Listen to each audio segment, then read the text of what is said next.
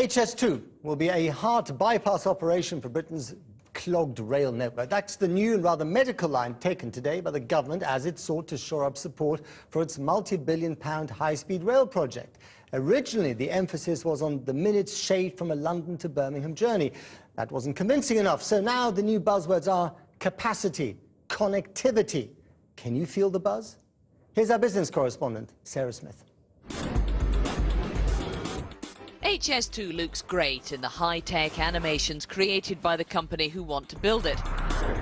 But more and more people think we just don't need it. So the government has to find new reasons to convince us these futuristic cartoons are better than the real trains we've already got.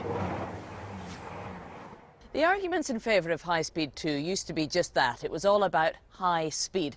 But not everyone was convinced that we needed quicker trains. So now the government have completely changed the argument. And now they say it's all about capacity, that we need more trains on more tracks to carry more and more passengers that won't fit on trains like these. Time to try and sell HS2 all over again. The main reason we need HS2 is a heart bypass for the clogged arteries of our transport system. It will lift the burden from our overcrowded system, because the point about high speed 2 is that you won't have to travel on it to gain from it the better transport systems and economic growth it will support.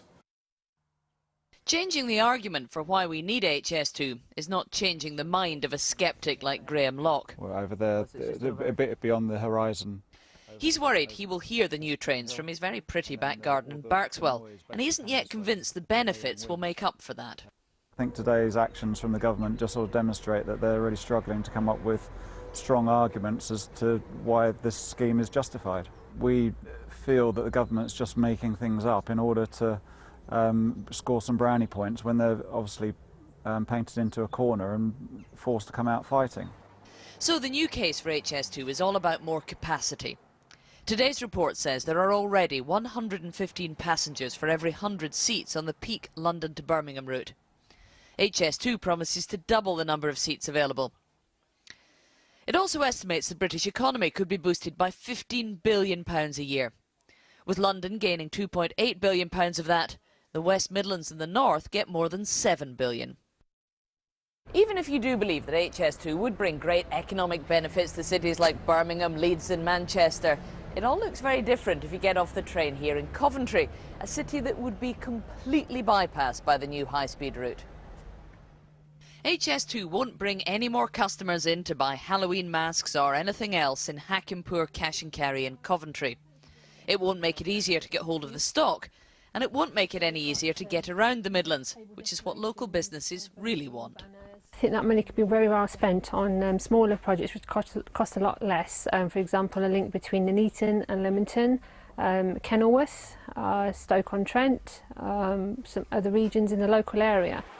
Forget local, think big is the message from HS2 supporters. It's very simple. Whenever we build a big railway, it changes the country. It changes it for the better.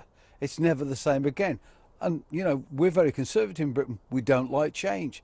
So if you announce something, somebody's going to be against it. The fight back begins today, tweeted the Prime Minister this morning. #HS2. But it will take more than a new hashtag to convince an increasingly sceptical nation.